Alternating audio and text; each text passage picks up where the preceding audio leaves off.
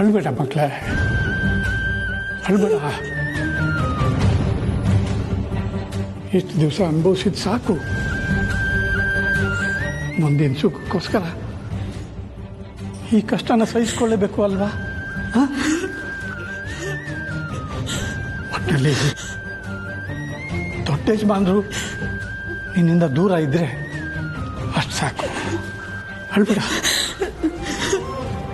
ಇನ್ಮೇಲೆ ಎಲ್ಲ ಒಳ್ಳೇದಾಗತ್ತೆ. ಮುಂದಿನ ಸುಖಕ್ಕೋಸ್ಕರ ಇವತ್ತಿನ ಕಷ್ಟನ ಸಹಿಸ್ಕೊಳ್ಳೇಬೇಕು ಅಲ್ವಾ? ಒಟ್ಟಲ್ಲಿ ಇನ್ಯಾವತ್ತೂ ದೊಡ್ಡ ಯಜಮಾನರು ನಿನ್ನ ಜೀವನದಲ್ಲಿ ಬರ್ತಾ ಇದ್ರೆ ಸಾಕು.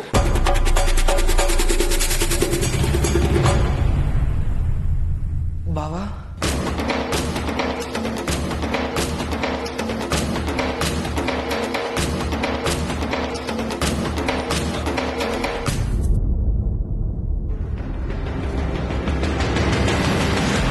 ದೊಡ್ಡ ಯಜಮಾನ್ರೆ, ನೀವೇನಿಲ್ಲಿ? ಸಾರ್ತಿ, ಇಲ್ಲ, ನಿಮ್ ದೊಡ್ಡ ಯಜಮಾನಾಗಿ ಬಂದಿಲ್ಲ ಸಾರ್ತಿ. ನಿಮ್ ಮಗಳ ಯಜಮಾನಾಗಿ ಬಂದಿದ್ದೀನಿ. ದಯವಿಟ್ಟು ಸಾರ್ತಿ, ನನ್ನ ಹೆಂಡ್ತಿನ ನನ್ನಿಂದ ದೂರ ಮಾಡಬೇಡಿ ಸಾರ್ತಿ, ದೂರ ಮಾಡಬೇಡಿ. ನಿಮ್ ಕಾಲಿಗೆ ಬಿಡ್ತೀನಿ ಸಾರ್ತಿ.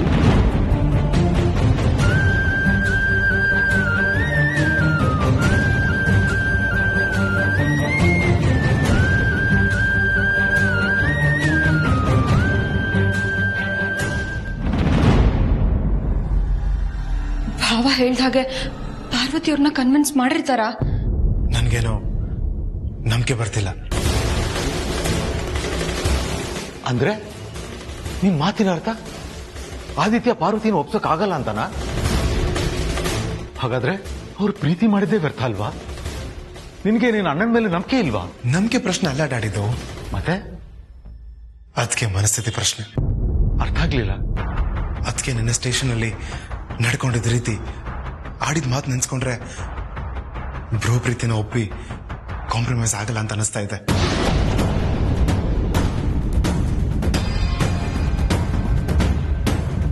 ಏನ್ ಹೇಳ್ತಿದ್ಯಾ ಪ್ರೀತು? ಹೌದು ಡ್ಯಾಡ್, ಪಾರು ಅದಕ್ಕೆನ ನಾನು ನೆನ್ನೆ ಮೊನ್ನೆಯಿಂದ ನೋಡ್ತಾ ಇಲ್ಲ. ಅವ್ರ ಮನಸ್ಸು ಏನಂತ ಚೆನ್ನಾಗಿ ಅರ್ಥ ಮಾಡ್ಕೊಂಡಿದ್ದೀನಿ.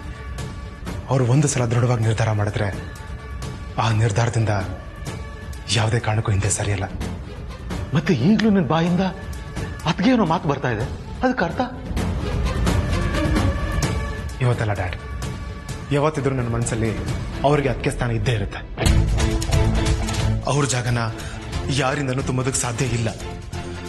ಆದ್ರೆ ವಾಸ್ತವನೇ ಬೇರೆ ಇದೆ. ಸದ್ಯದ ಪರಿಸ್ಥಿತಿಯಲ್ಲಿ ಅವ್ರ ಬ್ರೋ ಮಾತನ್ನ ಒಪ್ಪೋದು ಡೌಟ್ ಇದೆ. ಅಯ್ಯೋ, ಈಗ ಹೇಳಿ ಗಾಬರಿ ಪಡಿಸಿದೆಯಲ್ಲ ಪ್ರೀತು. ಯಾವುದಕ್ಕೂ ಒಂದ್ಸಲ ಅದೇನು ಫೋನ್ ಮಾಡ್ತೀನಿ.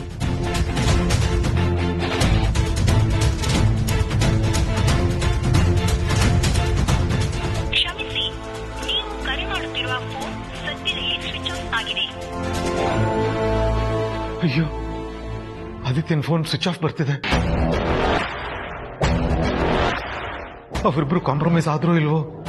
ಹೇಗೆ ಗೊತ್ತು ಮಾಡ್ಕೊಳ್ಳೋದು? ಏನ್ ಮಾಡೋದು ಗೊತ್ತಾಗ್ತಾ ಇಲ್ವೇ?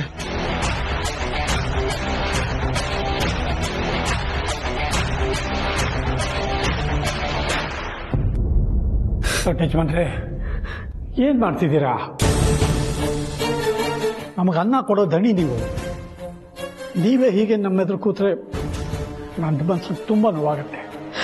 ಸಾರ್ತಿ, ನೀವು ಕೈ ಮುಗಿದು ಕೇಳ್ಕೊತೀನಿ, ದಯವಿಟ್ಟು ನನ್ನ ಪಾರು ನನ್ನಿಂದ ದೂರ ಮಾಡಬೇಡಿ ಸಾರ್ತಿ. ನನ್ನ ಪ್ರೀತಿ ನನ್ನಿಂದ ಕಿತ್ಕೋಬೇಡಿ.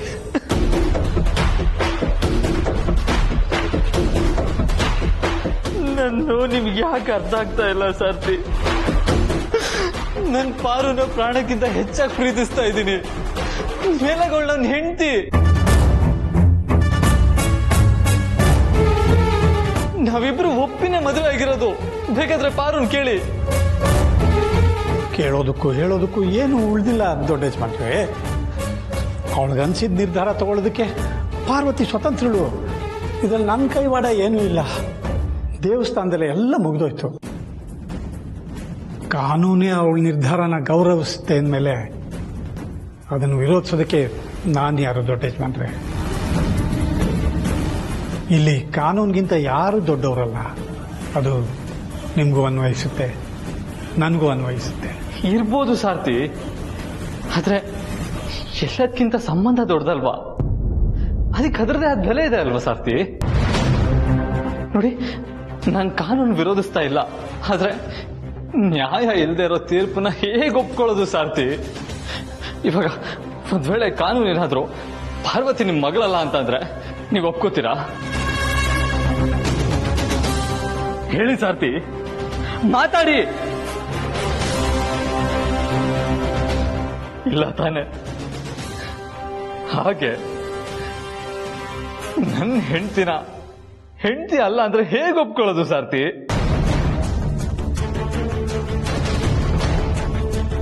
ಪಾರ್ವತಿ ನನ್ನ ಹೆಂಡತಿ, ನನಗ್ ಸೇರ್ಬೇಕಾದವಳು.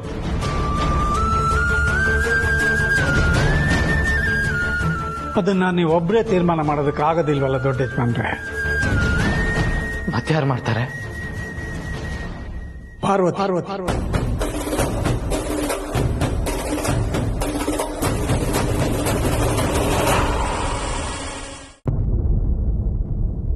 ಈಗಾಗಲೇ ಮಾತಾಡಾಗಿದೆಯಲ್ಲ, ಅವಳಿಗೂ ನಿಮಗೂ ಯಾವ ಸಂಬಂಧನೂ ಇಲ್ಲ ಅಂತ ಮತ್ತೆ ಯಾಕೆ ಕೈಗೂಡದೆ ಇರೋ ಪ್ರಯತ್ನ ಮಾಡ್ತೀರಿ? ಇದರಿಂದ ಎಲ್ಲರ ಮನಸ್ಸು ಹಾಳಾಗುತ್ತೆ, ಯಾರಿಗೂ ನೆಮ್ಮದಿ ಇರಲ್ಲ. ಬಿಟ್ಬಿಡಿ.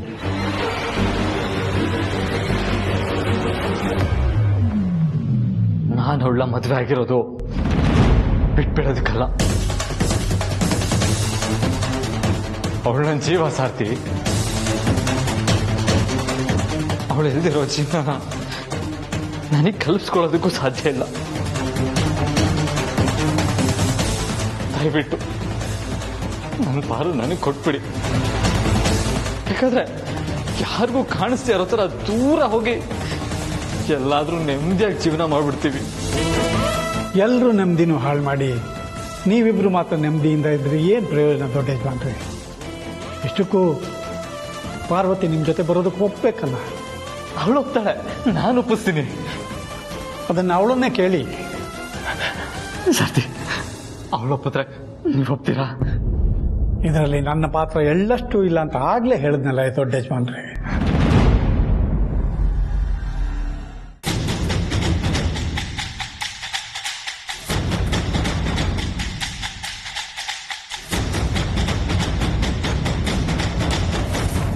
ಬಾರು,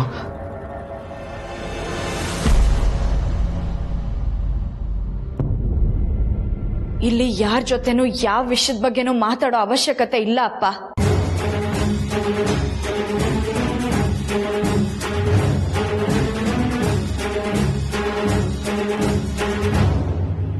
ಅನಗತ್ಯವಾಗಿ ಮತ್ತೆ ಇಲ್ಲಿಗೆ ಬಂದು ತೊಂದರೆ ಕೊಡಬೇಡಿ ಅಂತ ಹೇಳಪ್ಪ.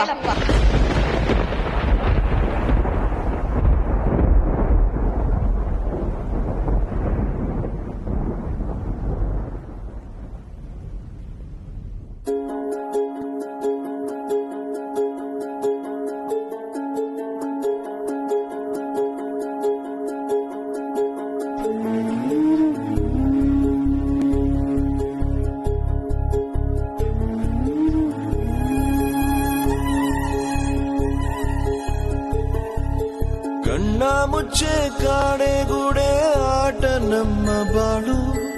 ಯಾರ್ಯಾರ ಹಣೆ ಏನೇನಿದೆ ಬಲ್ಲೋರ್ ಯಾರು ಹೇಳು.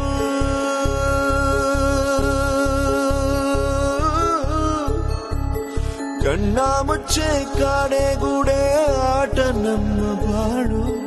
ಯಾರ್ಯಾರ ಹಣೆ ಏನೇನಿದೆ ಬಲ್ಲೋರ್ ಯಾರು ಹೇಳು.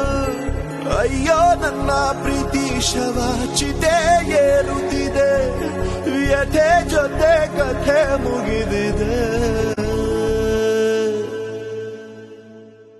ವಿಧಿಯ ನಾಟಕ, ವಿಧಿಯ ನಾಟಕ, ಓ ವಿಧಿಯ ನಾಟಕ. ನನ್ನ ಬದುಕು ಸೂತಕ. ಉರಿದ ಕೊಡಲು ತರದು ಎಂದು ಮಧುರವಾದ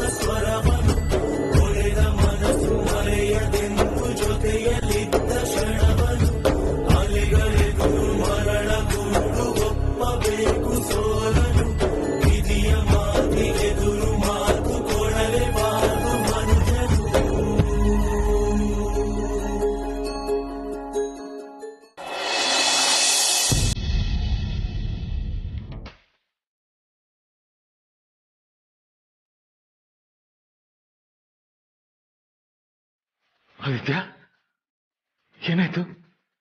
ಪಾರ್ವತಿ ಜೊತೆ ಮಾತಾಡ್ದ್ಯಾ? ಎಲ್ಲ ಮರೆತು ಒಂದಾಗ ಒಪ್ಕೊಂಡ್ಲಾ?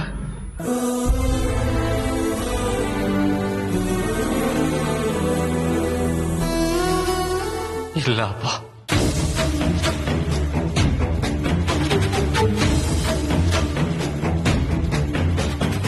ಇವ್ರ ನಿಮ್ ಪ್ರೀತಿನ ಒಪ್ಕೊಂಡಿಲ್ಲ, ನಿಮ್ ಜೊತೆ ಜೀವನ ಮಾಡೋ ಮನಸ್ಸಿಲ್ಲ, ಡಿವೋರ್ಸ್ ಬೇಕೇ ಬೇಕು ಅಂತ ಹಠ ಹಿಡಿದಿದ್ದಾರೆ. ಇಲ್ಲಿ ಯಾರ ಜೊತೆನೂ ಯಾವ ವಿಷಯದ ಬಗ್ಗೆನೂ ಮಾತಾಡೋ ಅವಶ್ಯಕತೆ ಇಲ್ಲ ಅಪ್ಪ. ಅನಗತ್ಯವಾಗಿ ಮತ್ತೆ ಇಲ್ಲಿ ಬಂದು ತೊಂದರೆ ಕೊಡಬೇಡಿ ಅಂತ ಹೇಳಪ್ಪ.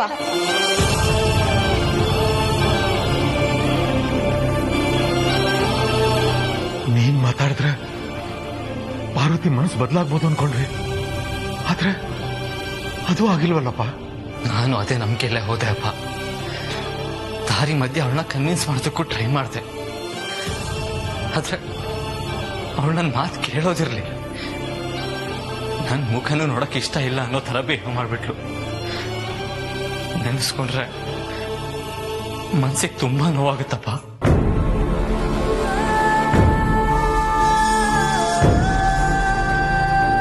ಆದ್ರೂ ಕೌನ್ಸಿಲಿಂಗ್ ಆಫೀಸ್ ಹೋದ್ಮೇಲೆ ಅಲ್ಲೂ ಮಾತಾಡ್ದೆ. ಆಫೀಸರ್ ಹತ್ರ ರಿಕ್ವೆಸ್ಟ್ ಮಾಡಿದೆ. ನನ್ನ ಪ್ರೀತಿನ ಅವ್ರ ಮುಂದೆ ಹೇಳ್ದೆ. ನನ್ನ ಪ್ರೀತಿ ನನಗೆ ಬೇಕು ಅಂತ ಅವ್ರ ಹತ್ರ ಕೇಳ್ಕೊಂಡೆ. ಆದ್ರೆ ಪಾರ್ವತಿ ಮಾತ್ರ ಕಲ್ಗಂಬ ತರ ಕೂತ್ಕೊಂಡಿದ್ಲು. ಇದ್ಯಾವುದಕ್ಕೂ ರಿಯಾಕ್ಟೇ ಮಾಡಲಿಲ್ಲ ಅಪ್ಪ.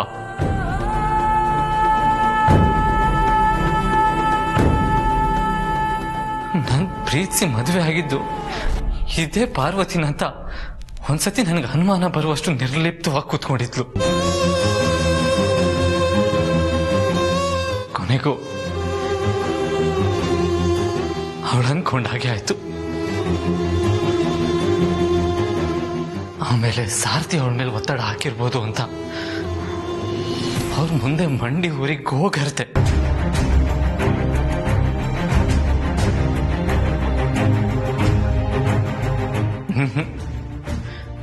ಮಗಳ ತರ ಅವ್ರ ಮನ್ಸು ಕಲ್ಬಂಡೆ ಆಗಿತ್ತು. ಪಾರ್ವತಿ ಈಗಿರೋ ಮನಸ್ಥಿತಿಲಿ ಅವಳು ಯಾರ ಮಾತು ಕೇಳೋ ತರ ಇಲ್ಲ ಅಪ್ಪ. ಅವಳನ್ನ ಒಪ್ಸೋ ಪ್ರಯತ್ನನ ಕೈ ಬಿಡೋದು ಒಂದೇ ದಾರಿ.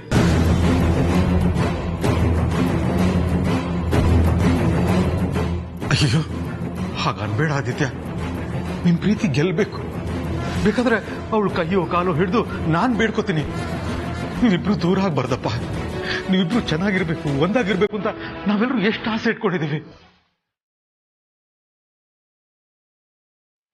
ಇದ್ದಕ್ಕಿದ್ದ ಹಾಗೆ ನೀನ್ ಹಿಂದೆ ಸರಿದ್ ಬಿಟ್ರೆ ಹೇಗೆ? ಕಲ್ ಬಂಡೆ ತರ ಇರೋ ಅವಳ ಮನ್ಸನ್ನ ಹೇಗಾದ್ರೂ ಕರ್ಸೋಣ. ಸ್ವಲ್ಪ ಸಮಯ ಹಿಡಿಬಹುದಷ್ಟೇ. ಆದ್ರೆ ನೀನ್ ಮಾತ್ರ ತಲೆ ಕೆಡ್ಸ್ಕೋಬೇಡಪ್ಪ. ನಾವೆಲ್ಲರೂ ನಿನ್ ಜೊತೆ ಇದ್ದೀವಿ.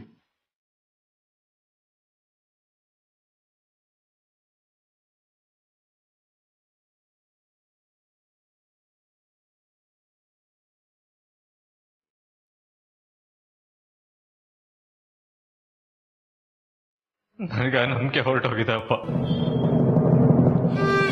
ಬ್ರೋ, ಪ್ಲೀಸ್ ಅಲ್ಬೇಡ ಬ್ರೋ. ಅದಕ್ಕೆ ಕೈ ಕಾಲು ಹಿಡಿದಾದ್ರು ನಾನು ಕೇಳ್ಕೊಳ್ತೀನಿ, ಆಯ್ತಾ? ಹೌದು ಭಾವ, ನಿಮ್ ಪ್ರೀತಿ ಸೋಲ್ಬಾರ್ದು. ಸೋತ್ರೆ ಪ್ರೀತಿ ಅನ್ನೋ ಪವಿತ್ರವಾದ ಹೆಸರಿಗೆ ದೊಡ್ಡ ಕಳಂಕ ಅಂಟ್ಕೊಳ್ಳುತ್ತೆ. ಹೌದು ಆದಿತ್ಯ, ಅವರಿಬ್ರು ಹೇಳ್ತಿರೋದು ಸರಿಯಾಗಿದೆ.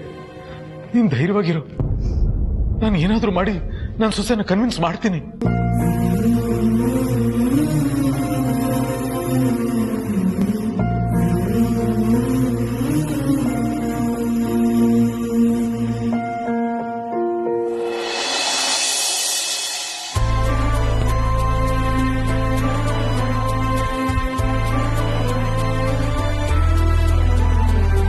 ಅಳಿಸಿದೆ, ಹುಸಿಯಾಗಿದೆ, ಪ್ರೀತಿಯು ಬಲಿಯಾಗಿದೆ. ಅಳುವಿಗೂ ಅಳು ಬರುತ್ತಿದೆ, ನಂಬಿಕೆ ಅಸುನೀಗಿದೆ. ಮರೆತರು ಮರೆಯಾಗದು, ಮನಸ್ಸಿನ ಮಾತಂಥದು. ಪ್ರೀತಿಯ ಎರಡಕ್ಷರ ಮೂರು ದಿಕ್ಕಲಿ ನಿಲ್ಲದು. ತುಂಬಿದೆ ಹುಸಿಯಾಗಿದೆ ಪ್ರೀತಿಯು ಬಲಿಯಾಗಿದೆ.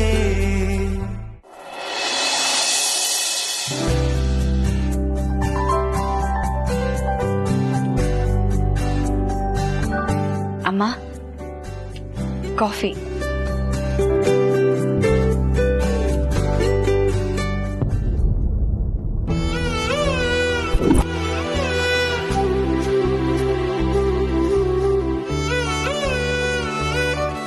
ಏನಮ್ಮ ಪಾರ್ವತಿ, ಮತ್ತೆ ಏಪ್ರಿಲ್ ಎಲ್ಲ ಹಾಕೊಂಡು ಕೆಲ್ಸಕ್ಕೆ ಸಿದ್ಧವಾಗಿ ಬಂದ್ಬಿಟ್ಟಿದೀಯಾ? ನಿನಗ್ ಪ್ರಮೋಷನ್ ಆಗಿದೆಯಲ್ಲ, ಯಾಕೆ ಆಸ್ಪತ್ರೆಯಿಂದ ಬಂದ್ಮೇಲೆ ಮರ್ತ್ಬಿಟ್ಯಾ? ಹಾಗೇನಿಲ್ಲ ಅಮ್ಮ, ಯಾವತ್ತೂ ನಮ್ ಯೋಗ್ಯತೆಗೆ ತಕ್ಕನಾದ ಕೆಲಸ ಮಾಡಬೇಕು. ಇಷ್ಟು ದಿನ ನೀವು ನನ್ನ ಮೇಲೆ ನಂಬಿಕೆ ಇಟ್ಟು ಒಂದ್ ಹೊಸ ಜವಾಬ್ದಾರಿ ವಹಿಸಿದ್ರಿ. ನನ್ನಿಂದ ಅದನ್ನ ನಿಭಾಯಿಸೋದಕ್ಕಾಗ್ಲಿಲ್ಲ ಅಂತ ಹೇಳೋದಕ್ಕಿಂತ ಹೆಚ್ಚಾಗಿ ಅದರ ಅರ್ಹತೆ ನನಗಿಲ್ಲ. ಕೆಲಸ ಯಾವುದು ಅಂತ ಹೇಳೋದಕ್ಕಿಂತ ಹೆಚ್ಚಾಗಿ ನಾವು ಮಾಡೋ ಕೆಲಸದಲ್ಲಿ ನಮ್ಗೆ ತೃಪ್ತಿ ಇರಬೇಕು. ನನ್ಗೆ ಯಾವ ಪ್ರಮೋಷನ್ನು ಬೇಡ ಅಮ್ಮ. ಇರೋ ಕೆಲಸದಲ್ಲೇ ನೆಮ್ಮದಿಯಾಗಿರ್ತೀನಿ. ಯಾಕಮ್ಮ ಇಷ್ಟು ದಿನ ಸುಮ್ಮನೆ ಇದ್ದವಳಲ್ಲಿ ದಿಢೀರಂತ ಈ ಬದಲಾವಣೆ ಯಾಕೆ? ದೇವ್ರಿಗೆ ಹೂ ಪೂಜೆಗೆ ಮಾತ್ರ ಸೀಮಿತವಾಗಿರ್ಬೇಕು. ದೇವ್ರಿಗೆ ಪೂಜೆ ಮಾಡಿದ ತಕ್ಷಣ ಆ ಹೂವು ತನ್ನನ್ನೇ ದೇವ್ರಿಗೆ ಸಮ ಅಂತ ಅನ್ಕೋಬಾರ್ದಲ್ವಾ? ನಾನು ಮೊದಲು ನಿಮ್ಗಳ ಸೇವೆ ಹೇಗ್ ಮಾಡ್ಕೊಂಡಿದ್ನೋ ಹಾಗೆ ಇರೋದಕ್ಕೆ ಇಷ್ಟಪಡ್ತೀನಿ. ನನಗದೇ ಖುಷಿ. ಸರಿನಮ್ಮ, ನೀನು ಈ ನಿರ್ಧಾರನ ಯಾಕೆ ತಗೊಂಡಿದೀಯೋ ನನಗೆ ಗೊತ್ತಿಲ್ಲ. ಆದ್ರೆ ನಿನ್ ಮುಖ ನೋಡ್ತಾ ಇದ್ರೆ ನಿನ್ ಮನ್ಸಲ್ಲಿ ಏನೋ ನೋವಿದೆ ಅಂತ ಅನಿಸ್ತಿದೆ. ಏನು ಅಂತ ತಿಳ್ಕೋಬೋದಾ? ಏನು ಅಂತ ಹೇಳಿ ಅಮ್ಮ. ನಿಮ್ ಮಗನ್ನ ಪ್ರೀತಿಸಿ ನಿಮಗ್ ಹೇಳ್ದೆ ಮದ್ವೆನೂ ಆಗಿದ್ದೀನಿ. ಆದ್ರೆ ನೀವ್ ನನಗ್ ಮಗಳ ಸ್ಥಾನ ಕೊಟ್ಟಿದ್ದೀರಾ. ನಿಮ್ ನಂಬಿಕೆಗೆ ದ್ರೋಹ ಬಗೆಯೋಕೆ ನನಗಿಷ್ಟ ಇಲ್ಲ ಅಂತ ಯಾವ ಬಾಯಿಂದ ಹೇಳಿ? ಪಾರ್ವತಿ, ನಿನ್ನ ನೋವು ಏನೇ ಇರ್ಲಿ ಅದನ್ನ ಹೇಳ್ಕೊಳ್ಳುವಂತಹ ಸಲುಗೆನ ನಾನು ಕೊಟ್ಟಿದ್ದೀನಿ. ಹೇಳ್ಕೊಳ್ಳೋ ಸ್ವಾತಂತ್ರ್ಯ ನಿನಗೆ ಯಾವತ್ತೂ ಇದ್ದೇ ಇದೆ. ನಾನಾಗಿ ನಾನು ಏನು ಏನು ಅಂತ ಕೇಳಿ ಕೇಳಿ ನಿನ್ನ ಮನಸ್ಸಿಗೆ ದಾಸಿ ಮಾಡೋದಿಲ್ಲ. ನಿನಗೇನು ಇಷ್ಟನೋ ಅದನ್ನೇ ಮಾಡಮ್ಮ. ಆ ಆಯ್ಕೆ ನಿನಗೆ ಯಾವತ್ತೂ ಇದೆ. ಹಾಗೆ ಯಾವತ್ತೂ ನಿನ್ನ ಮನಸ್ಸಿಗೆ ವಿರುದ್ಧವಾಗಿ ನೀನು ನಡ್ಕೊಳ್ಳೋದಿಲ್ಲ ಅನ್ನೋ ವಿಶ್ವಾಸನೂ ನನಗಿದೆ ಅಮ್ಮ.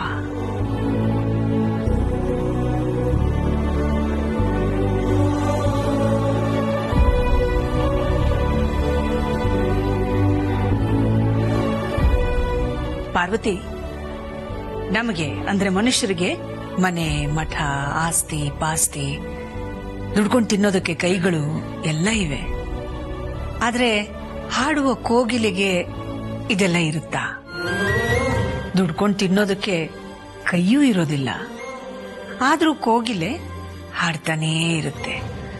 ನಿನ್ನ ನೋಡ್ತಾ ಇದ್ರೆ ನನಗೊಂದು ಕಾಲ್ಪನಿಕ ಕತೆ ನೆನಪಾಗತ್ತೆ.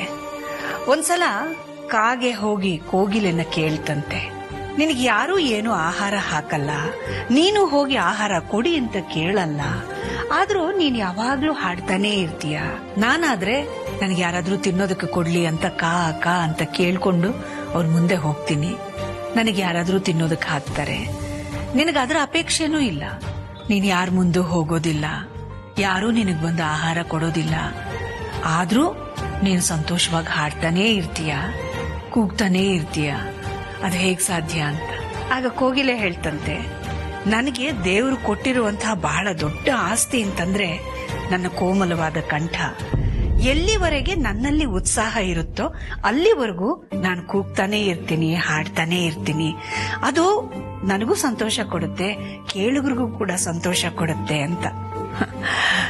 ಇದೇ ತತ್ವನೇ ಅಲ್ವಾ ಭಗವದ್ಗೀತೆಯಲ್ಲೂ ಹೇಳಿರೋದು, ಕರ್ಮಣ್ಯೇವಾಧಿಕಾರಸ್ತೆ ಮಾ ಫಲೇಶು ಕದಾಚನ ಅಂತ. ಅಂದ್ರೆ ಪ್ರತಿಫಲದ ನಿರೀಕ್ಷೆನೇ ಇಲ್ಲದೆ ಕೆಲಸ ಮಾಡುವಂಥದ್ದು. ಯಾವ ಪ್ರತಿಫಲದ ಅಪೇಕ್ಷೆನೂ ಇಲ್ಲದೆ ಸಂತೋಷದಿಂದ ನಿಸ್ವಾರ್ಥವಾಗಿ ಕೆಲಸ ಮಾಡ್ತೀಯ ನೋಡು ನೀನು. ನಿನ್ನ ನೋಡಿದ್ರೆ ತುಂಬಾ ಹೆಮ್ಮೆ ಅನ್ಸುತ್ತೆ ಮಗು.